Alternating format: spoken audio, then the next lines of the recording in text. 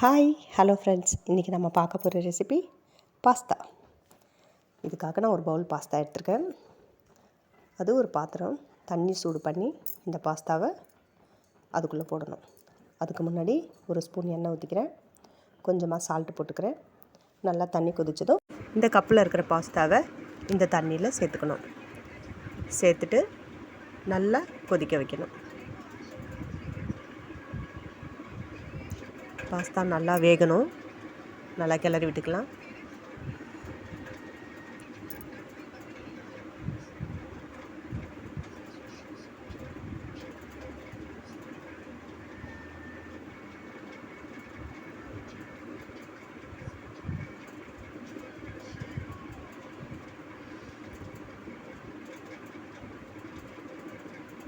Okay, இப்போ நல்லா வெந்துடுச்சு.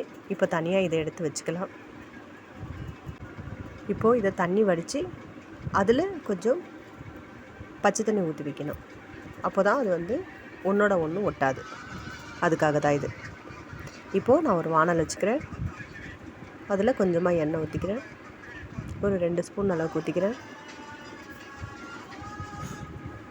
ஜீரகம் சேர்த்துக்கிறேன்.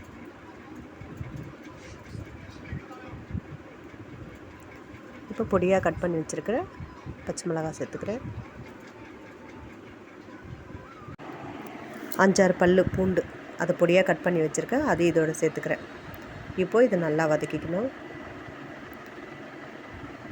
ஒரு பாதி குடமிளகாய் அதையும் பொடியாக கட் பண்ணி வச்சுருக்கேன், அதையும் இதோட சேர்த்துக்கலாம்.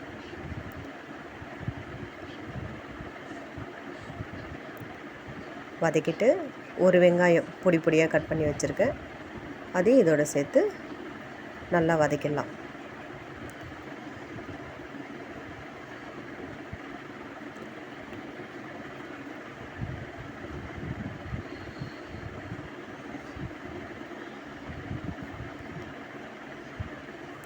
இப்போது பாஸ்தாவுக்கு தேவையான அளவுக்கு உப்பு சேர்த்துக்கிறேன். ஏற்கனவே வேக வைக்கும்போது கொஞ்சம் உப்பு சேர்த்துருக்கேன், அதனால் அளவாக பார்த்து சேர்த்துக்கலாம்.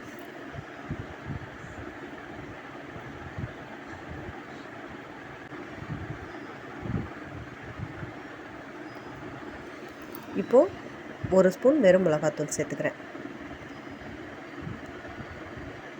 இப்போ நல்லா வதக்கிக்கணும். 2 தக்காளி மிக்சியில் நைஸாக அரைச்சி வச்சுருக்கேன், அந்த தக்காளியை இப்போ இதோட மிக்ஸ் பண்ணி நல்லா வதக்கிக்கிறேன். நல்லா பச்சை வாசனை போகிற அளவுக்கு அதை நல்லா வதக்கிக்கணும்.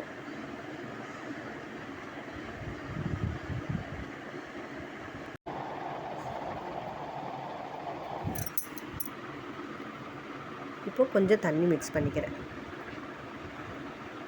இப்போ ஒரு 2 நிமிஷம் அளவுக்கு கொதிக்க வச்சுட்டு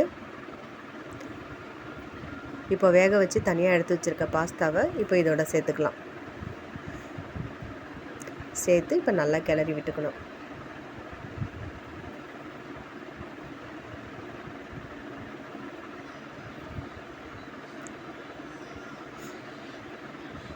இப்போ நல்லா மிக்ஸ் பண்ணியாச்சு. இன்னும் ஒரு 2 நிமிஷம் அளவுக்கு இருக்கட்டும். இப்போது சீஸ் எடுத்து வச்சுருக்கேன். இப்போது 2 ஸ்லைஸ் சீஸ் இதில் சேர்த்து நல்லா மிக்ஸ் பண்ணி கிளறி விட்டுக்கணும்.